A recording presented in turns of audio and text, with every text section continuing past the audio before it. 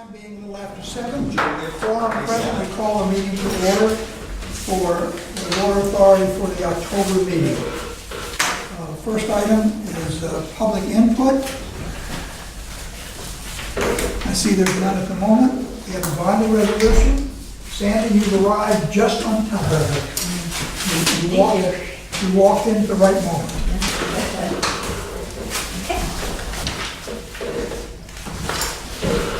This is to discuss 3.85 million bond series resolution. So if you recall, when we did the Series A, we were also planning for the Series B.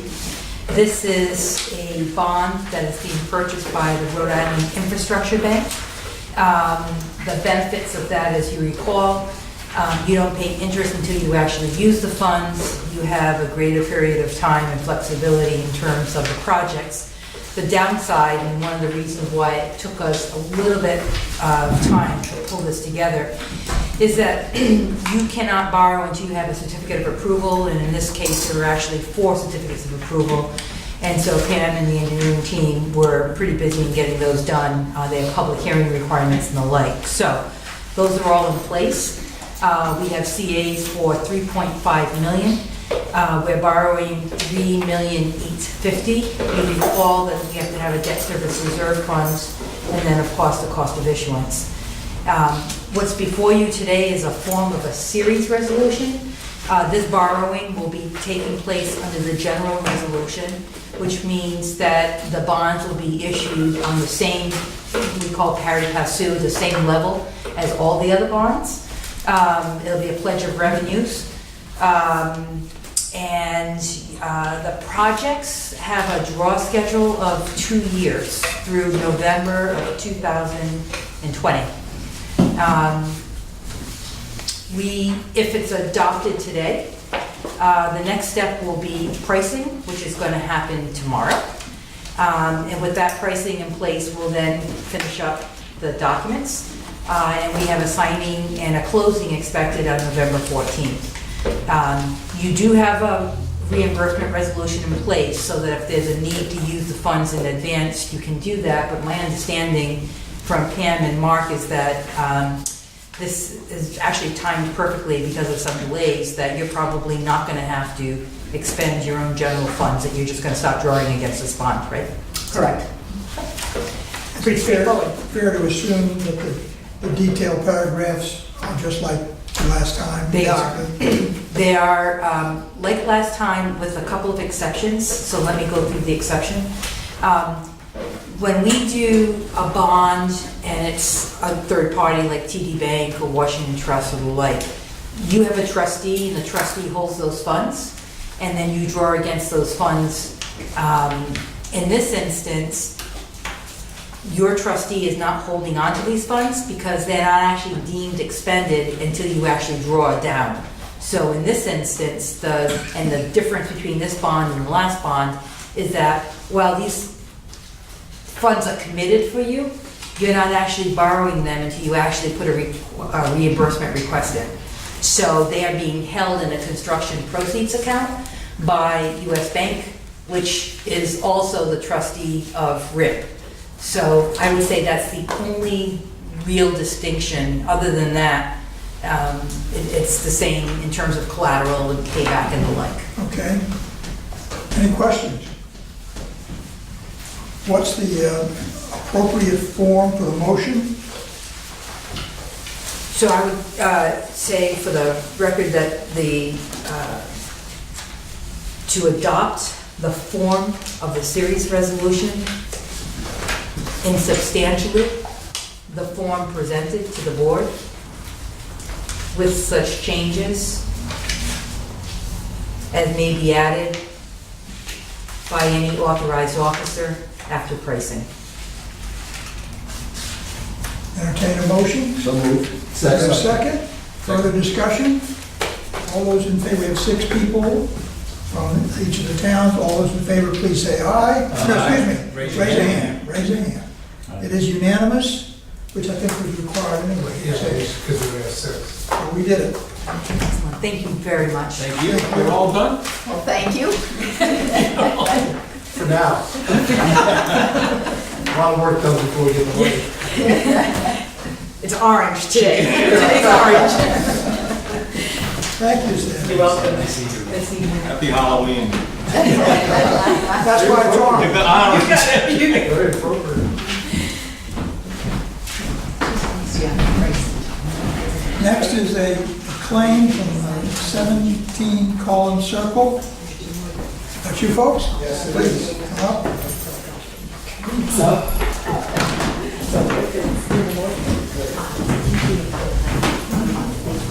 You were here before. Yes, we were. April And then 25th. you decided not to do what we offered, and now you're back. Please tell us what you want, what's happening.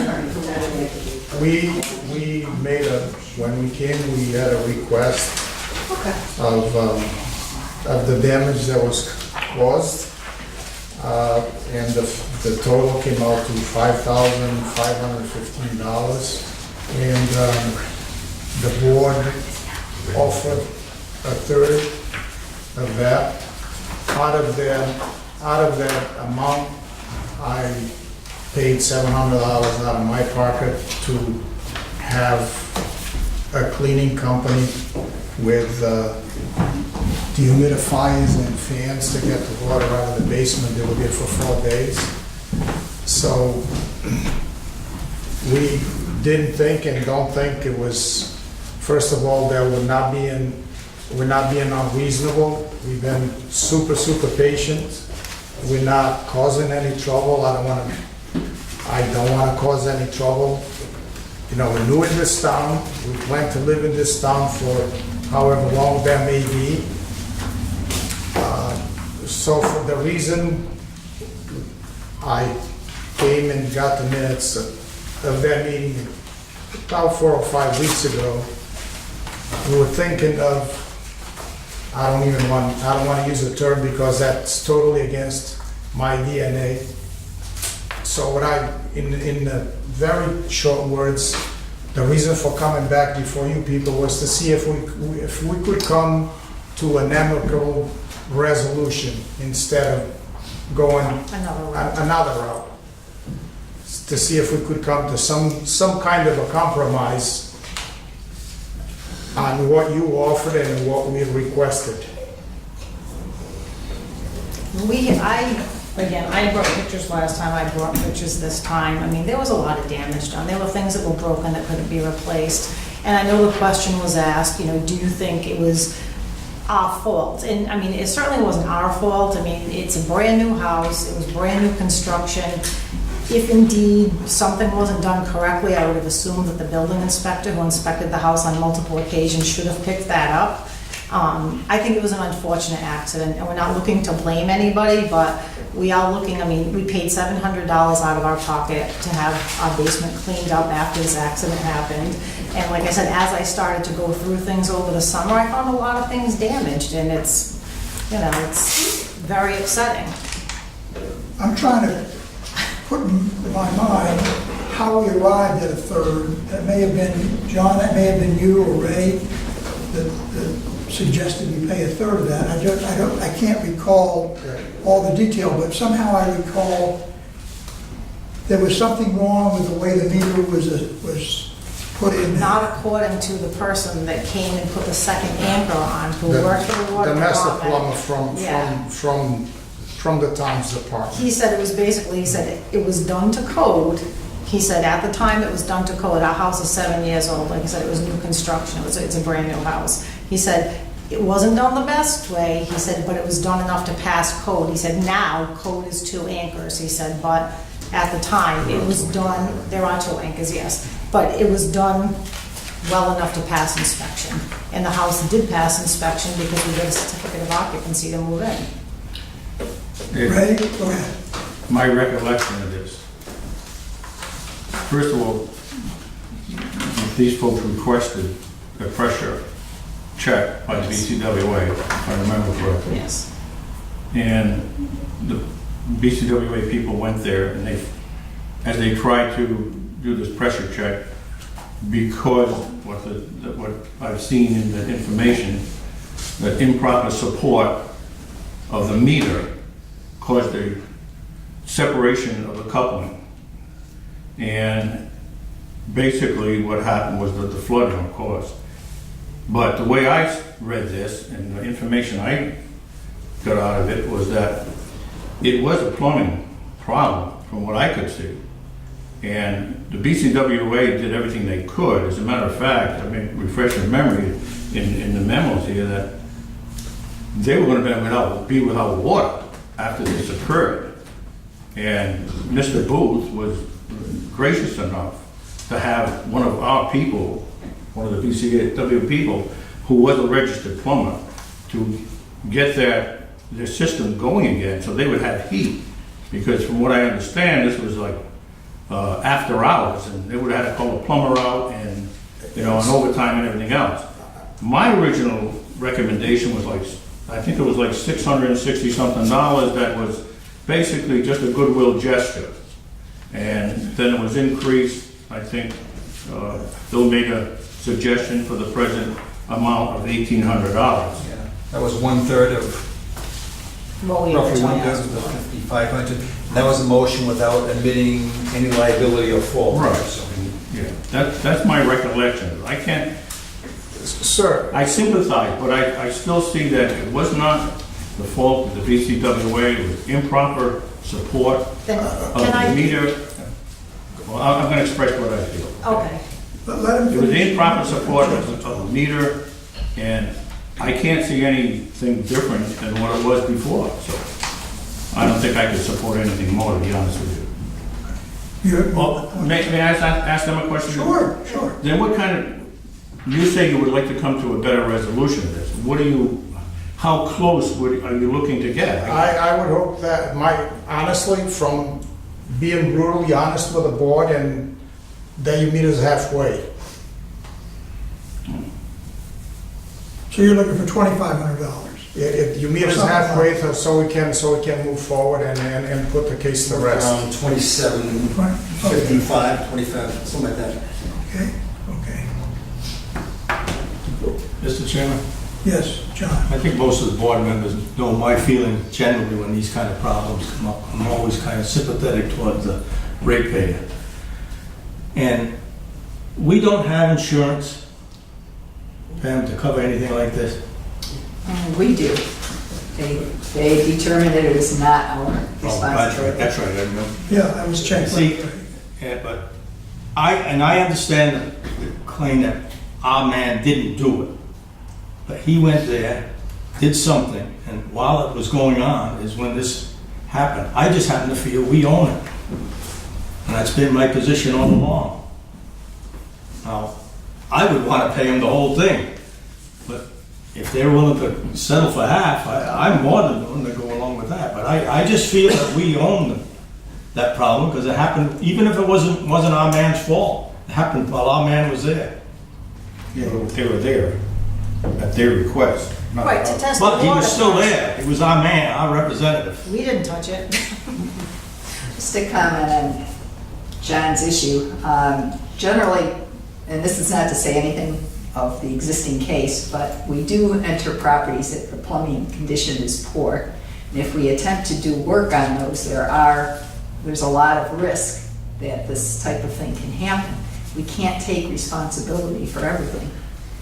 We can't take responsibility for poor plumbing. I'm not talking about any particular case, but in general, John, we have to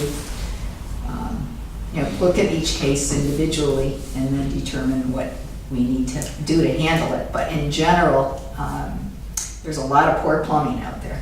And if we start taking responsibility for all of it, we're going to have to raise our rates by quite a bit. We're talking about a brand-new house that was built 7 years ago, so the house was maybe 6 years old at the time this happened.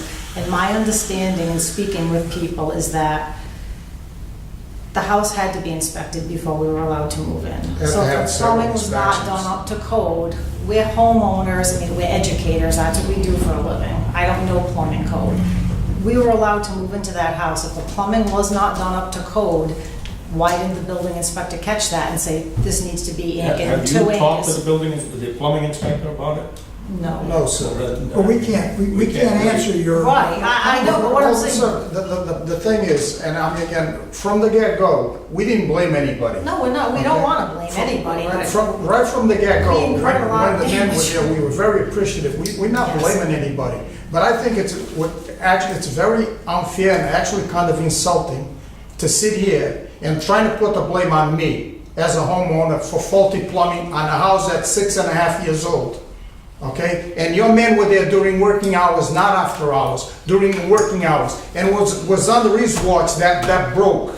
That So, ain't what I meant, sir. I'm sorry? Sorry, that's not what I meant. What I meant was that, Then I misinterpreted you, I apologize. You know what, I would like to ask each one of you, if that was your house, a house that's six years old, and somebody goes there to check the water pressure, and that happens, if you would assume responsibility or blame, or say that was faulty plumbing that was done on a brand new house. when Mr. Booth left that day, he actually asked us, he goes, please compile a list of everything that's Absolutely. damaged, and we will be in touch. but faulty plumbing could have existed, and it was only because it was disrupted that caused the failure. But we didn't touch it to disrupt it. Of course you did. You know, course I mean, you we did. didn't touch it, we just asked to have our water pressure tested because there was an issue, you know, our plumber said, you know, with the hot water tank, he said, just have your water pressure tested. He said, let's see if, you know, that's what the issue was. We thought it was a simple request, we never in a million years thought our plumbing was faulty, it's a brand new house. Again, it had to go through rigorous, I would assume, inspections before people were allowed to move into it, so. Well, Mr. Chairman, I understand Pam's position. Our man was working on it, I want to let go. Okay. Why is that not our responsibility? Let's see if somebody else has comments, and then we'll get a motion and we'll decide what we're gonna do. I'm hearing a couple of things. One is that the plumbing was to code when the house was built, 6 or 7 years ago, but that the code has since changed. If that's the case, that says that someone determined that the original code was not as good as it should be, Yeah. which says that it had the potential of something going wrong. I'm not close to real estate law, and I don't know whether when you buy a house to get it inspected today, as long as it meets the code that was applicable when it was constructed, whether it has to be upgraded, I don't know. But I suspect that the requirements that were in effect 6 years ago when it was built were the ones that they would have inspected it to. I guess the other thing that catches my attention is that we have a list from last April of the elements of damage. And I'm hearing tonight that in inspecting stuff, substantial damage has been found. And I would have assumed that at the time the list was put together, it had been evaluated. These look to be simply guesstimate type numbers. That doesn't mean they're not sympathetic to the claimants, but that does say this is not a hard list of exactly what was damaged and to what extent.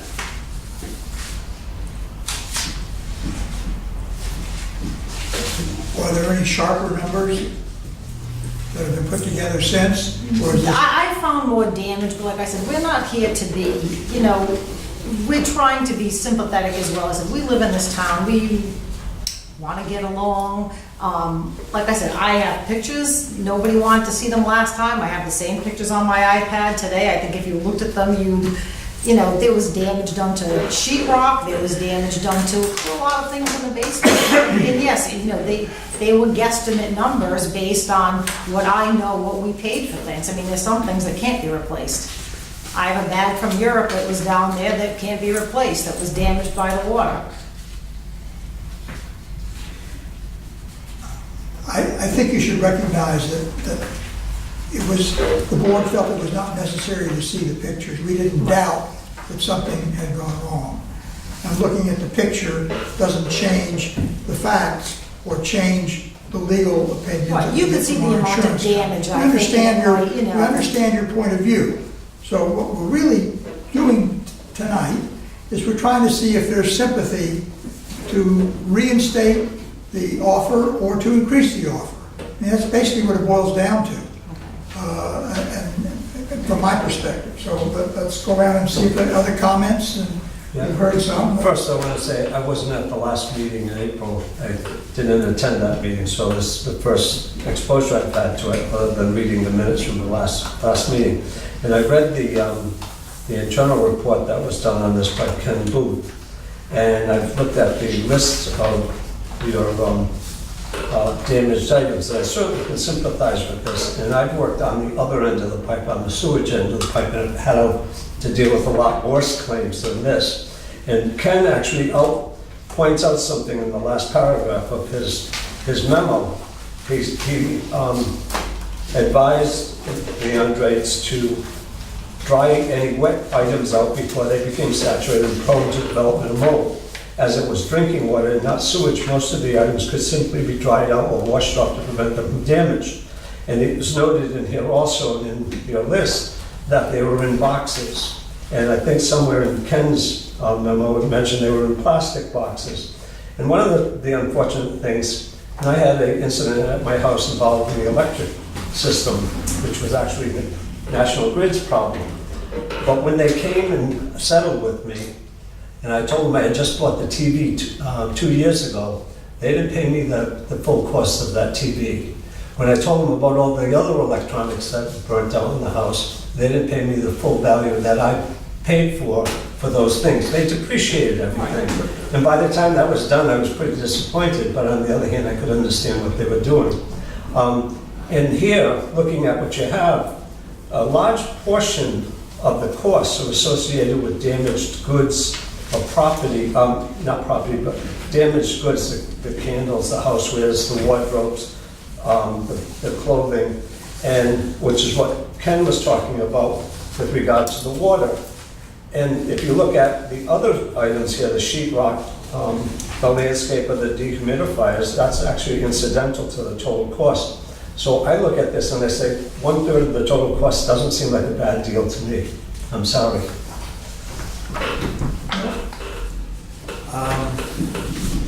Can I make a motion? Sure. I'd like to make a motion without admitting any guilt that we offer Mr. Andrew and his wife $2,750 as they are asking for. $2,750. Correct. Okay, is there a second? Second. A second. Further discussion? People have spoken. All those in favor, raise your hand. It's 3. Those opposed? It's tied. So that motion is not going to pass. Is there another motion that anyone would make? Do we need to have, you already offered the 1838.60, do we need to, even though they turned it down, do we need to reiterate that, or can they still take advantage of that? You don't have to redo that motion. So that one still stands. That offer still stands. Last time, when you turned it down, you said you were considering court action. I guess you still have that. I think we've given you a hearing, which is what you requested.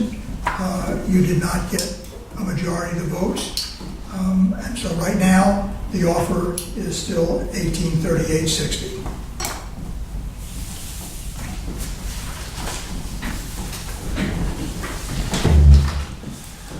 No, I will not accept it. Okay, okay. And just getting back to what this gentleman said about the depreciation, we made a general, like a list without really going into full detail of all the stuff that was damaged in that basement. And I would welcome you to take a ride to my house, it's right down the road, and see exactly what was done, what was damaged. And Okay. the things like the clothing that was in the wardrobe, those are dry cleanable clothes. So even though like one of the comments is, yes, it could be dried out. Dry cleanable items, they were down on those wardrobes for a reason, because they aren't to get wet. And once they get wet, they get damaged, and they were damaged beyond repair, okay? That's why we paid almost $700 to have a cleaning company come in and try to dry everything out and try to, so we wouldn't have mold to dry. I mean, I have a picture of one of the dryers right on the wardrobe, which was my clothing, the most part, that got damaged. I mean, I don't know if you know what Coach bags cost. I had 3 Coach bags in there that got wet. I didn't ask for the exact amount, because yes, I do know that things depreciate. I really don't think that asking for the half of the money of the things that were damaged, I understand things are prorated. I just don't think that that's being unreasonable. Well, you saw the vote. half the people here on the board agreed with you for the new settlement, half did not agree. So that's the way we operate. We can't overrule one side, can't overrule another. If there was another motion to reconsider or do something else, that could happen. Right now, the original offer of $1838.60 is on the table for you. So if you wish not to take it, that's good. Certainly you can take whatever action you wish. I just think the record should reflect too that that offer is from the board because the insurance company turned it down. So Right. typically the board probably wouldn't even entertain it, but I think in this case they did. So I just wanted to make that clear for the record. That the insurance company saw the claim and turned it down, so. So if I could, Yeah, They came after we paid for everything. just we had as far as paid. the insurance attorney, that was the thing that I had a conversation back in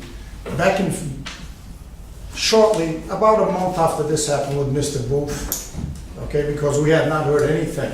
The first thing I heard was a denied claim from the town insurance, which we never filed any kind of claim. We never filed any kind of claim, so please, so that denied claim was based on the information that was provided either by Mr. Booth or somebody else that was there, because nobody came to the house to see exactly what 11 happened, days what was later, damaged. someone came. Oh, no, Okay. evidence come out. So that, I mean, the insurance went based on the report that either Mr. Booth or one of the foreman that was there, the backup support for the young man that went to check the water pressure. I understand why that claim was denied, because when I got the letter and I came to speak to Mr. Booth, I said, this is pretty disturbing. We never filed a claim. You typically wouldn't. We would get notice of your claim. We pass that claim along to the insurance company. Right. The insurance company then decides whether or not to pay it. Based on the information. Based on the information that is provided to them, because nobody came to see what happened. Nobody came to see what happened except the people that were there working. Nobody came to see what the damage was, how it happened. No one. It was the young man that came to read the water pressure. Max is his name, I believe. Mac is his name, okay? And when that went wrong, he called for backup, and that's when two other gentlemen, and along came Mr. Booth, and they were very nice to try to help us try to get rid of as much of the water as possible. And before Mr. Booth departed, he says, make a list of everything that was damaged, We'll be in touch. okay, and we'll be in touch.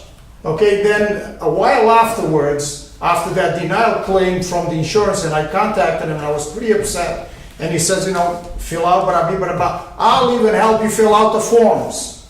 Again, we're not here to cause any trouble. From day one, I never blamed anybody. I didn't put the blame on anybody, even though people in this hall told me that it was anybody else, they would have been, the town would have been shredded into pieces. So please don't tell me that somebody goes into somebody's house and whatever, again, it was accidents do happen, I understand that. And we said that right from the get-go, that accidents do happen. We didn't blame anybody. We didn't blame anybody. We didn't blame the town. We did this. It was an accident that happened. But again, I don't think we're being unreasonable asking for the board to meet us halfway, which was a 27 change, as Mr. Gosselin suggested. We're willing to accept that, but again, $700 out of that 27, I had to pay that 4 days later after the company came and took the fans and the humidifiers away. Again, I would like to see any member of this board, if that was your house and that same thing happened, if you would accept and act the way that we've been acting up until this day. We've been patient, we've been cooperative, we've been respectful. We're not demanding anything that's unreasonable, okay? Again, after some thinking, I said, Miss Marchand was kind enough to hear me the other day, said, I'll put you on the board. And all I said was, I want to come, see if we come to an amicable resolution that we can live with and just put this to bed Without having to and go forward, right? Without, exactly.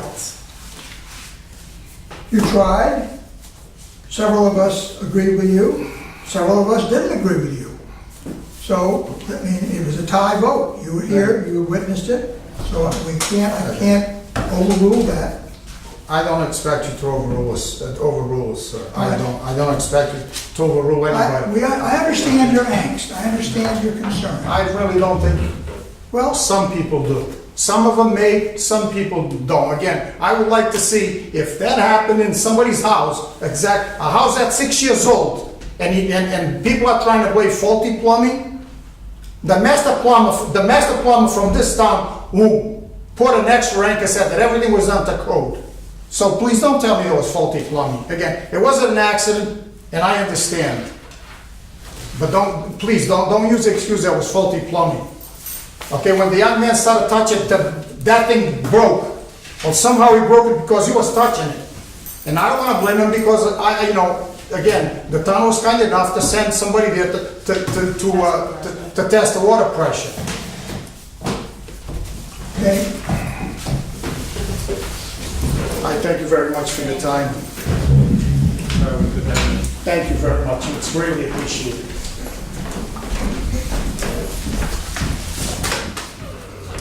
we'll move to the next. Let me ask a Go ahead. I guess, probably you, Matt, I'm not sure.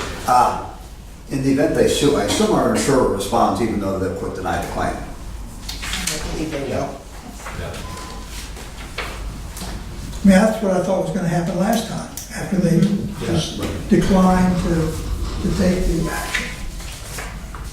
Yeah, so if they filed suit, then we give it to the insurance company, the employee counsel. Wanted to verify. Okay. I think things good. Yeah. All right, let's continue minutes. Entertain a motion to approve the minutes of 9:27 of the board meeting. So moved. Ray, any changes? No, I don't have any. Ready to vote? All those in favor, please say aye. Aye. Opposition, nay. The ayes have it. Similarly, for the executive session, we'll pass that out.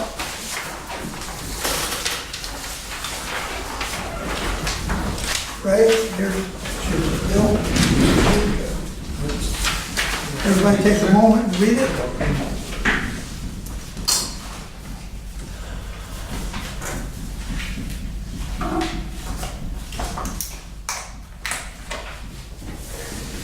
Move the adoption. Is there a second to that? Second. I'll wait till everybody puts down the paper that they finished. Okay, everybody in favor of the No, minutes? actually, I have a question with respect to the last substantive sentence.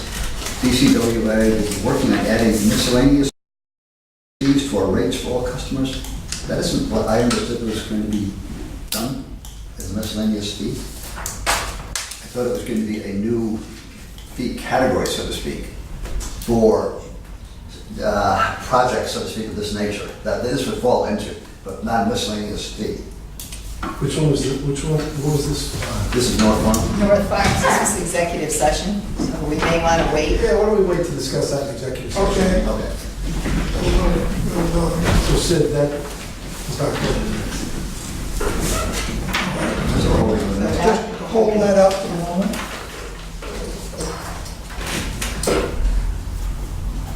Executive Director's report. Yes, we've been working on budgets. We've got a draft operations and draft capital budgets pretty much together. They're in final review, and we'll be requesting a finance committee meeting, probably early November, the next week or two, to go over the budgets so that we can present them for the November meeting for the board to take a look at. And with the idea, I think the board wanted to make sure we have enough meetings and enough time to review the budgets before early January, when we'll actually pass the budget. One thing I did want to mention, which I did in my report, is the deterioration of the treatment plant. It's in pretty rough shape. Mike is putting together a list for me of all the things that should be replaced if we want to run it for any period of time. We've been running it 1 day a week, which we're managing to squeak by, but if something should ever require it to be run for a longer period of time in an emergency situation, we would have to put some money into the plant. So that's something we might want to discuss as to how far the board would like to go with maintaining the plant. We've got, at this point, we're looking at it only if we lost total supply for a period of time, such as something happened with Providence Water. Would we need the treatment plant? But that's only for fire suppression and boil water. In which case, we'd never be able to operate as potable. We would operate it as for fire and for sanitary use. Just to be able to charge the system with water. Okay. We couldn't do that right now?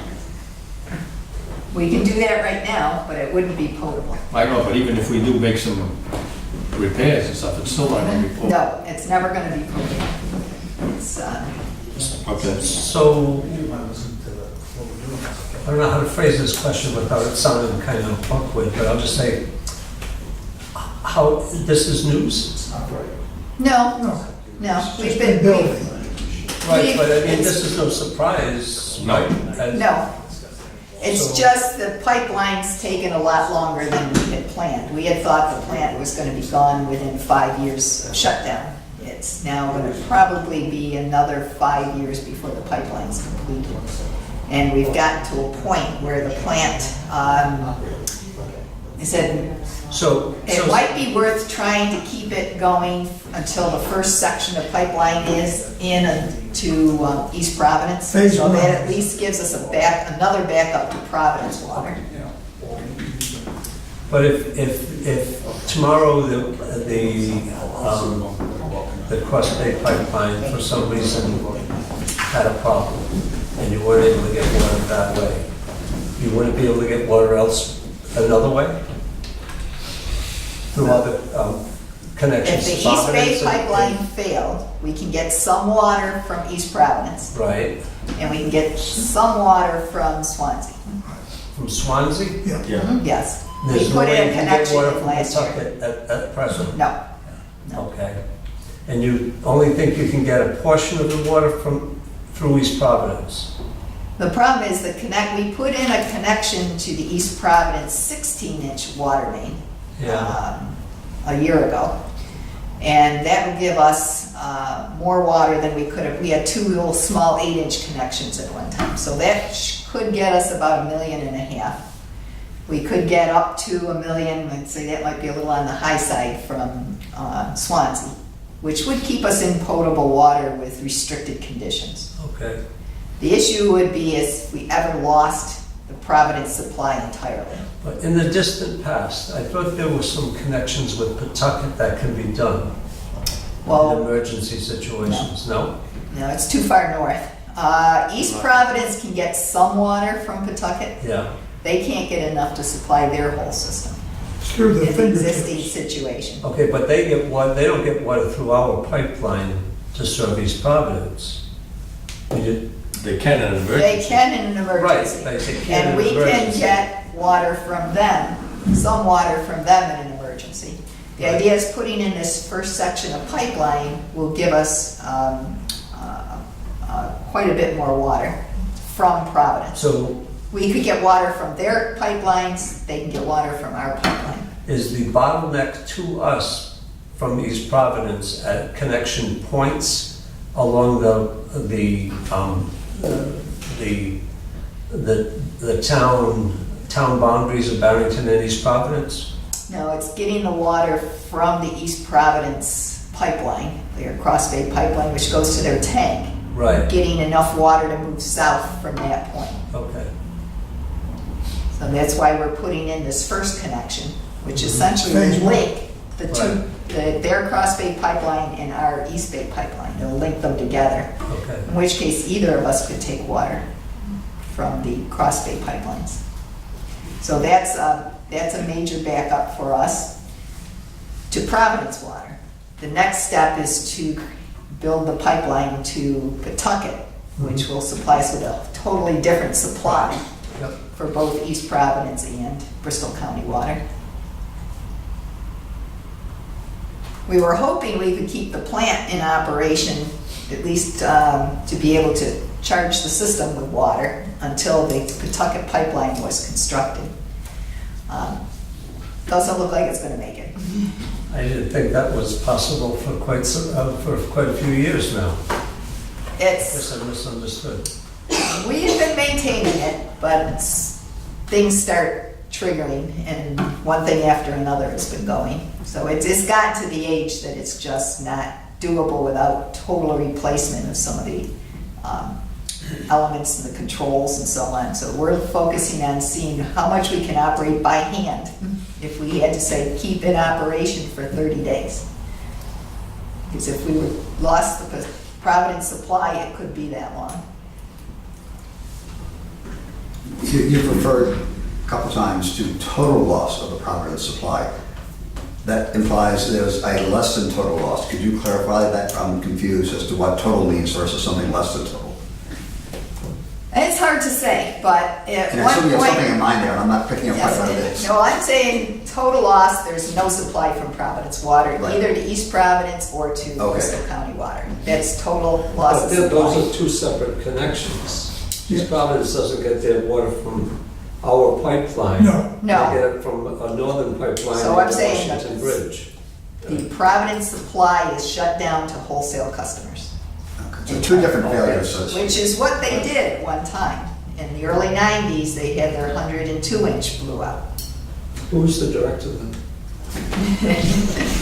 Before my time. And it was a scary situation because it blew, there's two pipelines. There's one pipeline that's 102-inch asbestos, or a concrete pipeline. The second pipeline is a riveted pipeline built in 1916, steel pipeline. And that was the one they thought blew. And at some areas, they run together, right next to each other. And the 102 blew into it's a 66-inch pipeline, and they thought they'd lost both of them. Is that in At which Princeton? point, they would have lost water for probably close to a month. Now, was that in Cranston area? That was in Princeton. Yeah. What happened was, it was the 102, they shut the 102 down and was able to reduce the supply, but run everything through the 66. But what they did is drastically reduce the amount of supply to the wholesale customers. And that's when East Providence did go on supply from Pawtucket, but they had a very difficult time supplying the entire system. So We were still operating our plant at that time, so it didn't affect us. So the plan is to, you gave us a letter here tonight. Is that related to, We'll talk about that. It's a related issue. It's a related issue. I just wanted to make the board aware that the treatment plant is going fast, and that at some point, we want to address doing the minimal to keep it going for at least a couple more years. So- well, the question here is what do you have to do the minimal, or even more than the minimal? And the question here is do we need to bring in some outside assistance to go and make that assessment? Because heaven forbid, a month from now, we have a problem that we're talking about today, and we haven't fully addressed trying to do whatever we can to have this facility work for us as best possible. And even if it happened a month from now, I'm not saying if we took an action tonight, we'd be able to resolve that or address it. But it would be nice to be able to say, we have a plan in mind, we have adopted a plan, we're moving forward. Unfortunately, it failed before, the water hit the fan before. I think that's what I think we would that's why anticipate, she's That's what bringing it we're up. working on. we'll have some options. Yes. We'll be presented with some options and costs and time spans, Okay. so that we can Mike make. Crawford But and if his this is as staff. serious an issue as it's made out to be, and I think it is, I'm not doubting that for a minute. What I'm suggesting is we need to do whatever we have to do, and I don't know what that is. It means, having the staff take this as a top priority and get us a plan in place within 30 days, or if it means hiring a consultant and bringing them on board within X amount of days to assess something and come up with a plan. if the water is gonna hit the fan and we're gonna be without water, well, we should have something in place to go and get us out of that jam. And we do have possibility of getting water from East Providence and a possibility of getting water from Swansea. And I'd like to see all that locked down into something that we say, here's our emergency plan. But but you That is see, we know presently our that, we emergency know that plan, already. but Okay, then Yes. that's no problem. that's emergency plan. But what we're looking at doing right now is we're investigating the issues at the treatment plant. What do we need to run at one level? Right. What do we need to do to run it at a higher level? All right. And our staff is extremely knowledgeable. They know everything there is to know about that plant and how it works. Believe me, they've worked on it a lot of years. I'm not questioning that. I just think we need to have a document that says this is our emergency backup plan, because it's being presented that this is a serious situation. It is. So let's have something down on paper. And We if it do means, have an emergency okay, plan. and addressing whatever the staff can address, let's have a time frame for having that done. Well, we'll see this next month, presumably.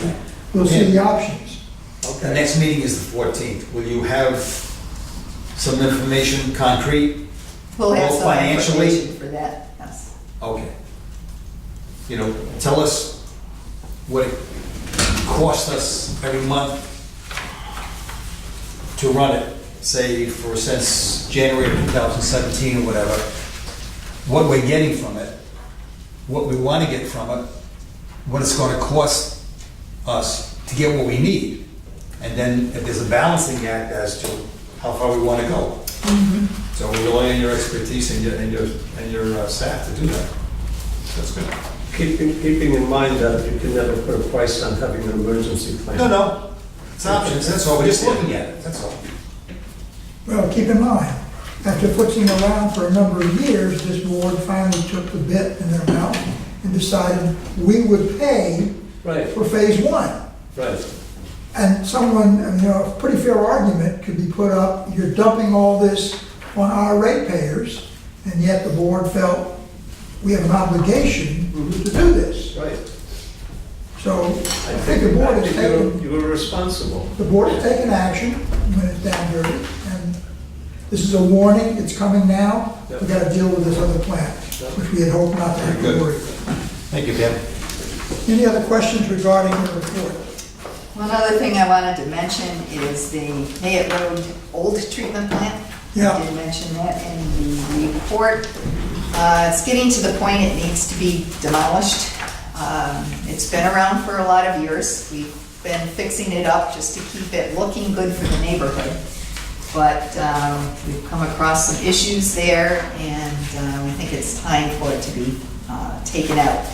The problem is, this has to be done with cash, and we can't bond anything like a demolition. So it's going to start taking a lot of our reserves. As I'm doing the capital plan, I'm putting more money into demolitions, especially, we're also looking at shed factory, dam, shed factory, pump station. That one definitely, the pump station has to be done as well. And then Swansea dam.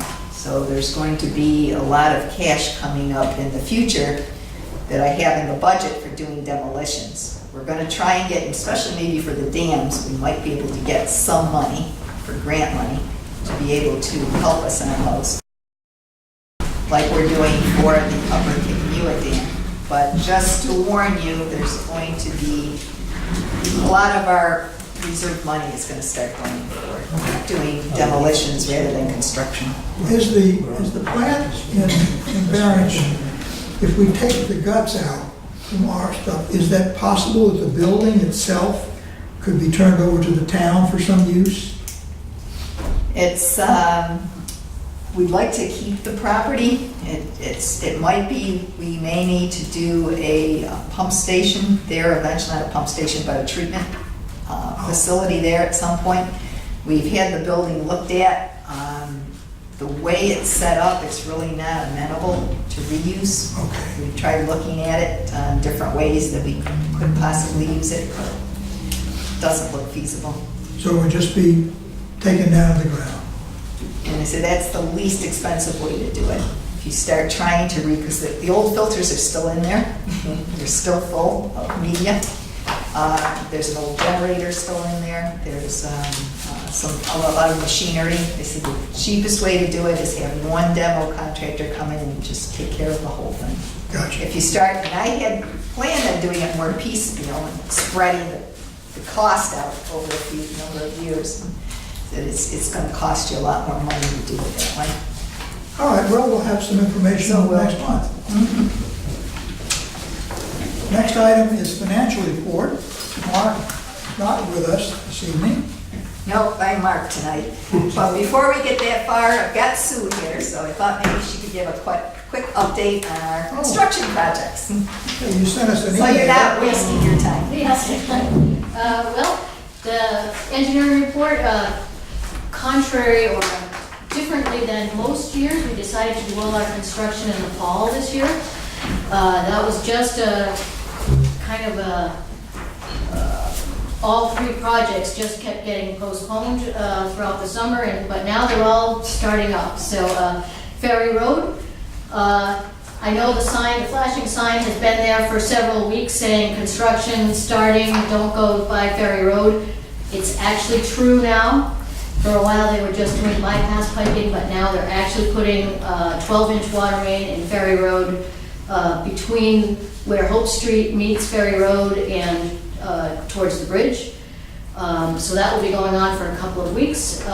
Bristol is doing that project. They'll be installing a new water main in Ferry Road and also doing one on Fairview Drive, which is a small side street off of Ferry Road there. So that project is in full swing. What are their construction hours?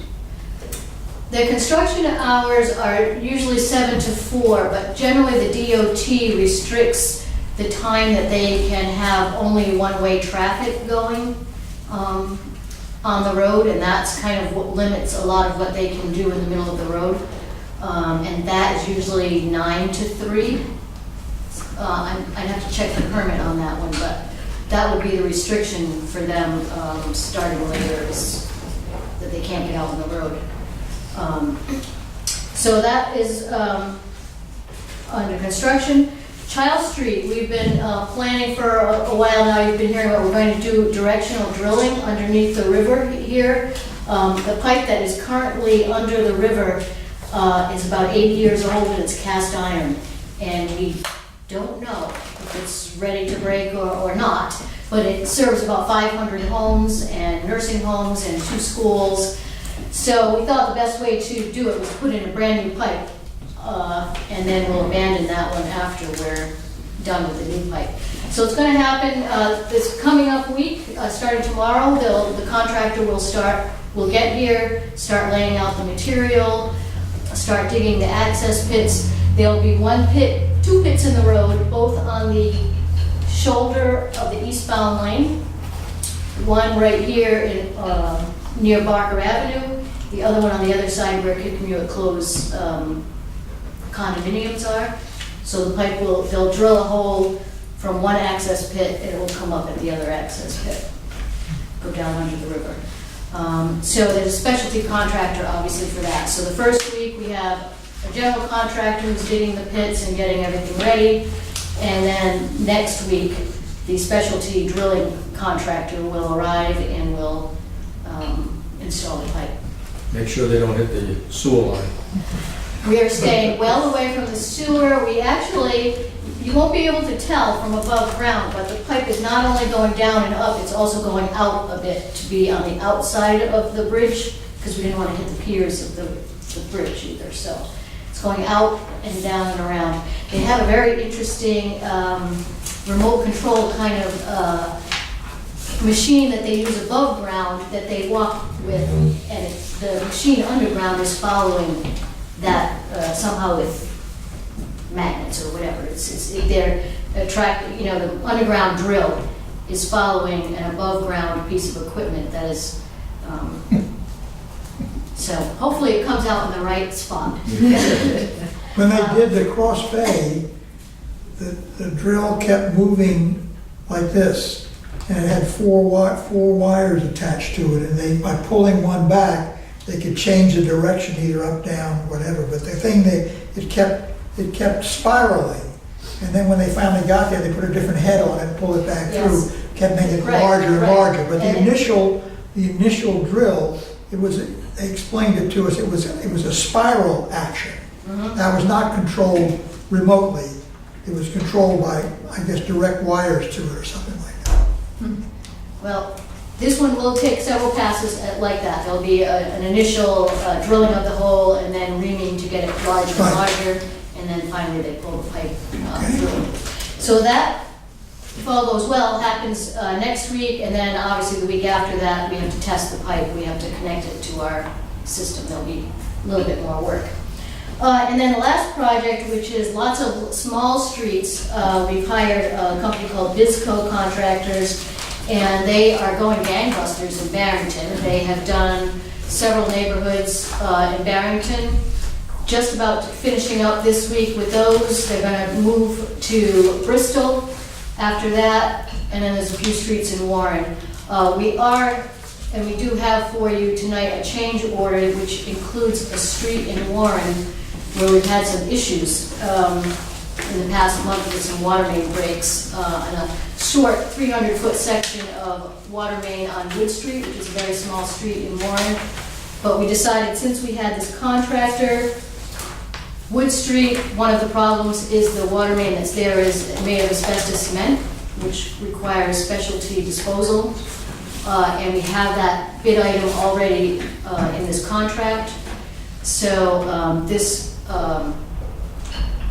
we were able to add this to the contract using the bid items that we already Doesn't have. have to remobilize. And he doesn't have to remobilize, and it's really a short piece of water main. It does take bypass piping, which also this contractor happens to be able to do bypass piping.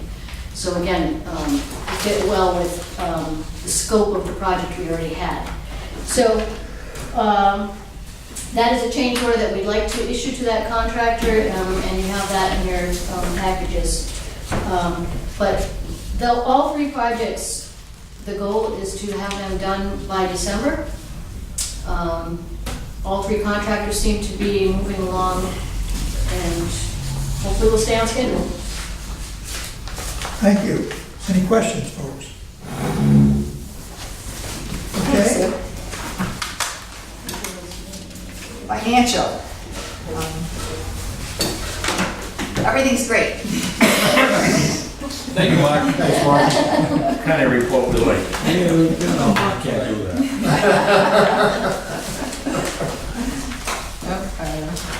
Incomes above budget, expenses below budget, nothing unusual happening. Beautiful. Perfect. We're just waiting for the typical disaster. Yes. Got a great debt ratio. And everybody knows, if you have questions, go see Mark or call him. You ask the question, he'll give us all the answer. Okay. Number 8 is the leasing of the farmland. The last couple of meetings, we've had people come in who had the property and someone who wanted the property. I guess we'll make an announcement now. Well, we're not making an announcement, you have to vote. There have been discussions in executive session. You can't simply make an announcement. You have to, if you're gonna take some action, it has to be for a vote. Okay. Pam, you had made a comment, we would go, the form of the motion should be to continue with the current operator until 2021, is that correct? No, until the end of 2019. Okay, And then we were going to put out an RFP the beginning of 2019 for leasing of the property. okay. Make a comment on that. Before we do this, should we not develop a standard policy of requirements for those that are going to put in bids for this? Well, we have time. I think Well, that's that'll what be part of the RFP is. RFP. Yeah. Okay, all right, well, that's what I'm saying. There's gonna need to be certain guidelines, I would Yes. think, that I guess the big issue is, one gentleman has been taking care of this for years and has a sense of ownership because he's put extra money in it and follows the rules steadfastly. Another fellow is interested. So I guess this is a compromise to say, fine, we appreciate what you've done and we'll hold off for another year so that you don't put extra money in inadvertently. And you can still do it. You have to vote on that. whether Yeah. that's- Yeah, I'm looking to leave it a little further down the road for a general policy before we do that. That's For where the, anyone that might. that's where the RFP comes in. Yeah. Yeah. That's- We do that's the what- RFP, plus we've got the state's proposal that they use for their properties as well, so we can So- use that as a basis. Pam, if you will be so kind as to repeat what you'd like in that motion? And may I ask a question first? With the current, quote, farmer operator, does he have a written contract, or is that simply some understanding with that firm? He did have a written agreement, but it was open-ended. There was no, Okay, but it's still in effect. it's still in Yeah. effect. Yeah. I don't think there is no written contract that I've seen. There is something in writing allowing him to use that. Right, that wasn't a specific contract, it was it was written like a proposal that the board accepted. 2001, something like But that. it Yeah, was- but Tom, to your question, there's no contract. My concern would be if Yes. we're going to give him notices, maybe it's last year, there perhaps should be a contract to specify what he's going to do. He might slack off if he thinks he's going to do. No, he's not that type of individual. Well, here's the point. Let's find out if he's gonna slack off. I mean, why push it? We're trying to accommodate a couple of farmers in Warren for this. Well, with correct me if I'm wrong, but with an RFP, it'd be open to anyone. Sure, the same Correct. guy could Right. end up, same farmer could end up. And I think, I don't see any reason why Mr. Farish would burn his bridge. Nor do I. No. You know, and I'm not sure, I don't want to use the word patrol, but I mean, if there's any abnormalities in the land itself, he'd be responsible for providing those answers to you. Well, why don't we If it's in his control. Why don't we get a motion on the Yeah. floor, and then we can discuss it? So before we're discussing what we're gonna do. The form of the motion should say that we are going to Continue the continue, present practice until the end of 2019. and in the meantime, December 2019, if we want to cut at off. the beginning of 2019, We will issue a proposal for a leasing of the property. an RFP, okay. We can discuss the proposal. Yes, at of that course. point. Yes. Of course. So moved. So moved, is there a second? Okay, now you want to discuss anything more? So administratively, board passes this motion. Administratively, we should send Mr. Farish a letter saying the board took this action. It is our expectation that you will continue to do the work as it has been over the last 20 years or whatever it is. And that would probably satisfy. That's why we put in the contract literally, simply continue to operate in the Yeah. manner which he's been operating. He provides product to other areas. Right. What is the word leasing in that motion? Essentially, what we're doing is leasing the property for farming purposes. For money? No. Well, potentially. What, Potentially, that, not at this time. You don't know what's gonna come in the RFP. No, but right now, there was a question if we could accept money for that. That's- I okay, that's what I'm believe getting at. Sandy took a look at that, and the land is not tied up in any of our bonds, so we may be able to charge a leasing fee. In other words, somebody could send in a proposal as to what they're willing to pay us to farm the property. but that's for the future now. Yeah. We have That's time the to, future, we have time to investigate that. Right. Okay. Look into that, Joe. I just wanted to make sure we were on the same footing with the word leasing in there. Yeah, however it's done, Bill, eventually, it's gonna be a lease. Whether it, you're gonna, this is down the road, this is not part of this motion, I just wanna be clear. When you evaluate proposals that come in, you're gonna evaluate, did someone offer to pay? What are people offering for that land? It could be money, it could not be money. But even if it were not for money, you would still have a lease. Okay. Let's call it $1 a year. And to Tom's point, you're gonna set out all your terms. I mean, this is not an ideal situation that you're in right now. You'd much rather have a lease in place Okay. that defines what can and can't be done. Okay. So that, there will ultimately be a lease. What the terms are will be kind of determined based on what we get in for the proposals.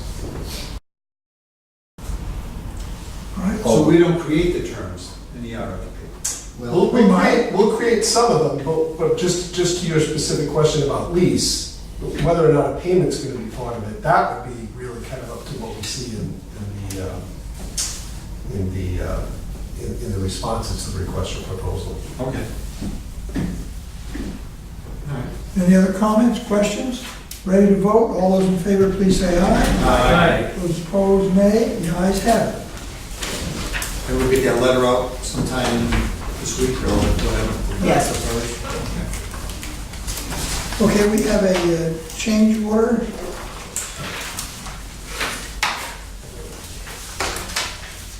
This was really explained by Sue.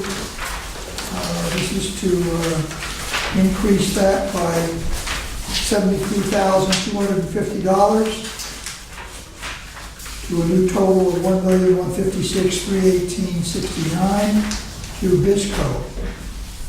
This is for, is it just Wood Street?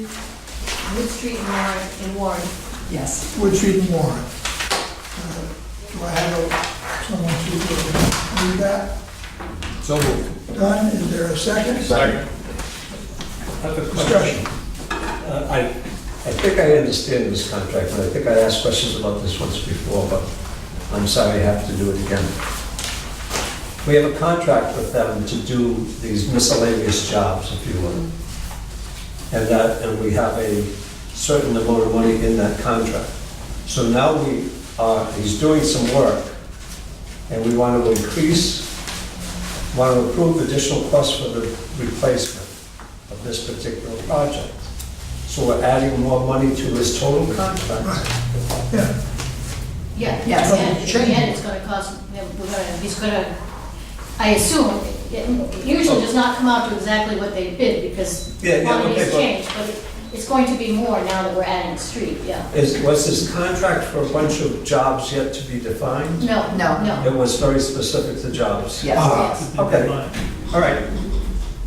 The original contract had 10 streets, they were, Right, and but they're it was system-wide improvement. system-wide, they were in all Right. 3 towns. But you didn't have to do all of those, were you contracted to do all of them? Yes. Yes. The contract was to do them all. You couldn't change the jobs? You couldn't say, oh, we decided against item number 9 and we have a different project? No, to they do were not instead? alternates, they were all part of, Because it's unit pricing that he gave in the contract, wasn't it? Yes. unit prices for pipe and valves and, we had 50 different items in the Right, price. and when I was in Warwick, we did a similar thing, but we never defined a project, so we always had a pot of money that we could go to do any project that came along. like the general assembly. No, in this particular instance. We don't generally do that. Put out already for system-wide improvements, but they're a defined Right. project. This pipe then fails, or, this fails. So I'm thinking in So terms you're of, adding on another, We're adding another project. right, we're always talking about how we have 50 years of pipe replacement that's needed. Oh, yeah, Right, and we keep changing priorities. right, no, I In fact, understand a that. year or two ago, we did a gigantic change Right. down in Bristol, Right. Yeah. because it was necessary.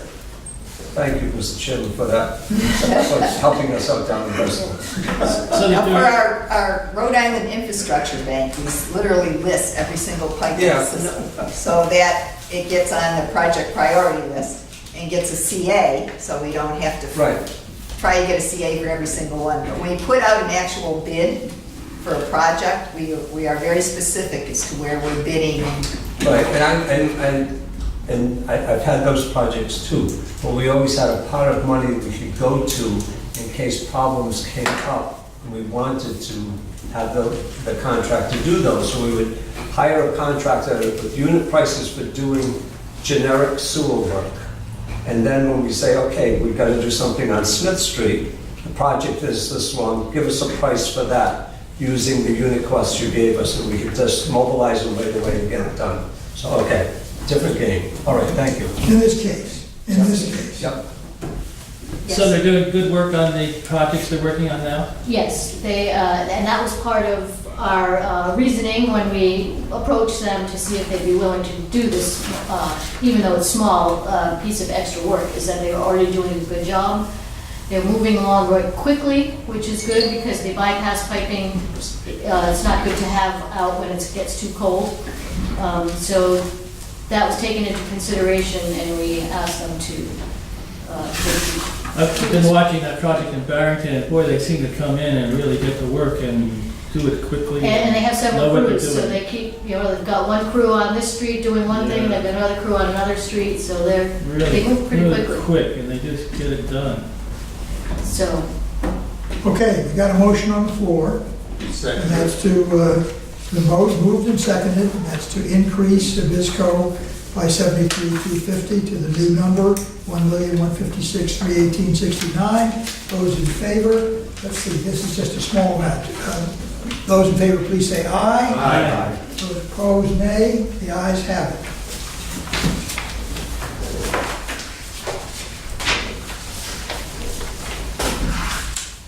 Okay, task order. Another engineering project.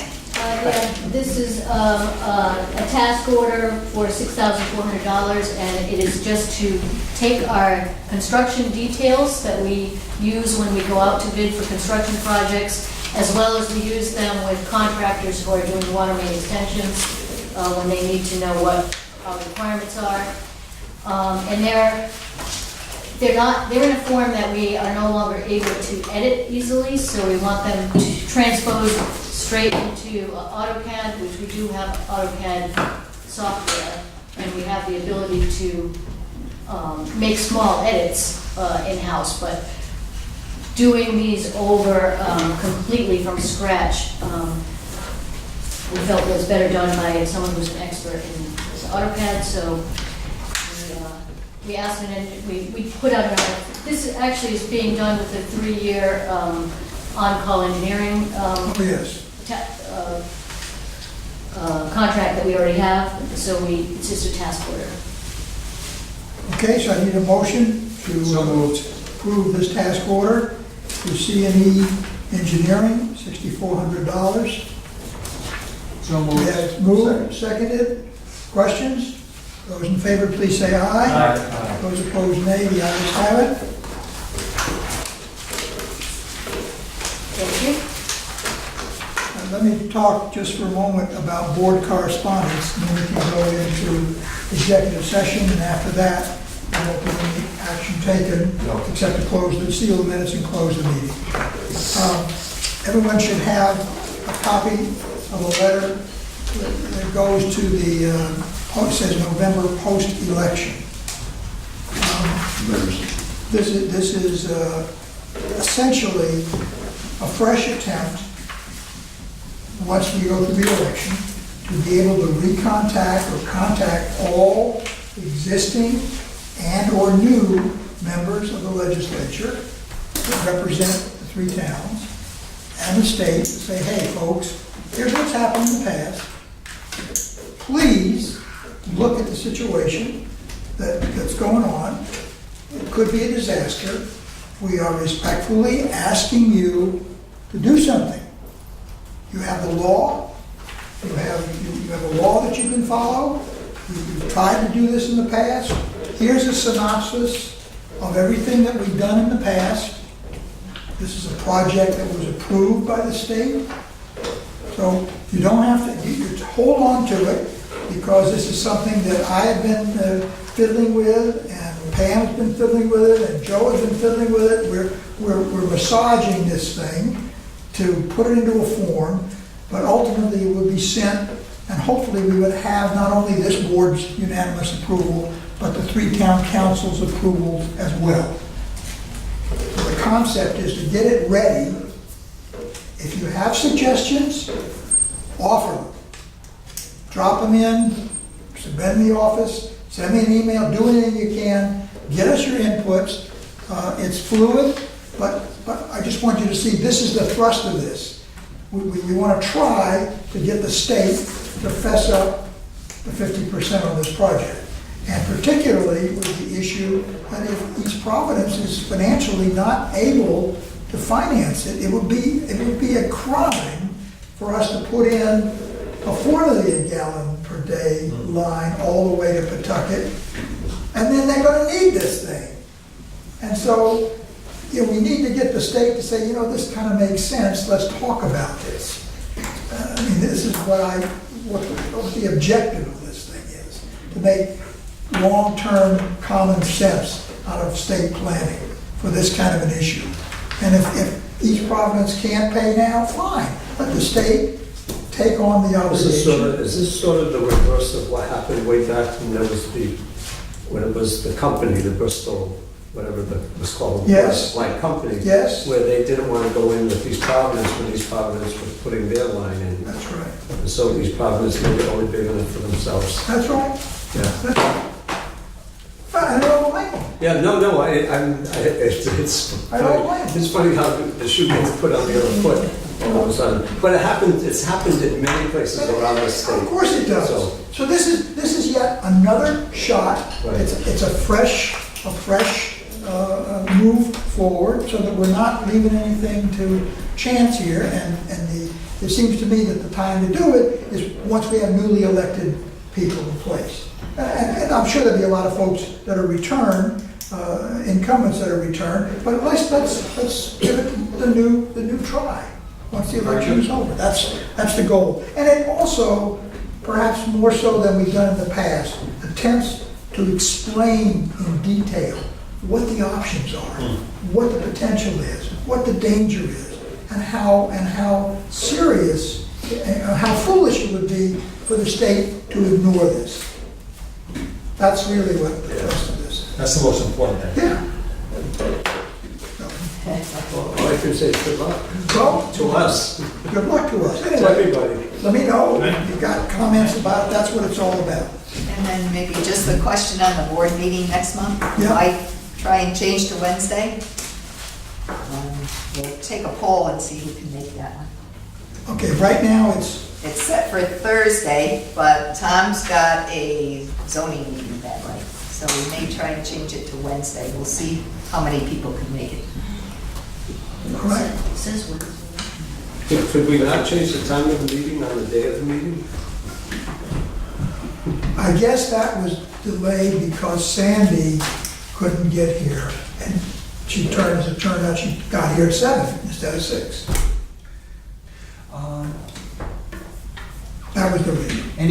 Could we have it the last week of the month, or no? You want to have it early? Yeah. Can move it.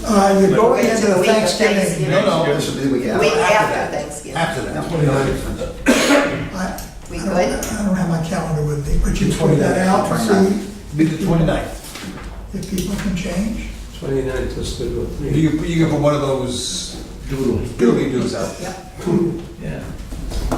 Okay, so we'll leave Not that only one that, but out. I think Wednesdays sometimes is a bad night for Gina. Yeah. Most often.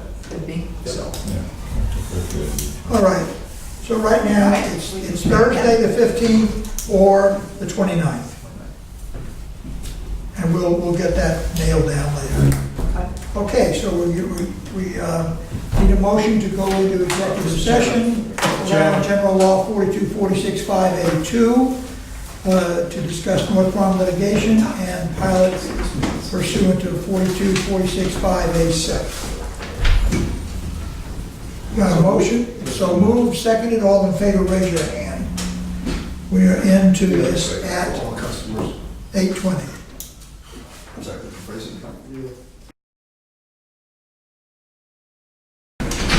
8:45, we're back in session, and as we said earlier, we'll entertain a motion to seal the minutes of the executive session and to close the meeting of the board of this month. Do I have a motion? So moved. Second? Seconded, all those in favor, please say aye. Aye. Meeting adjourned.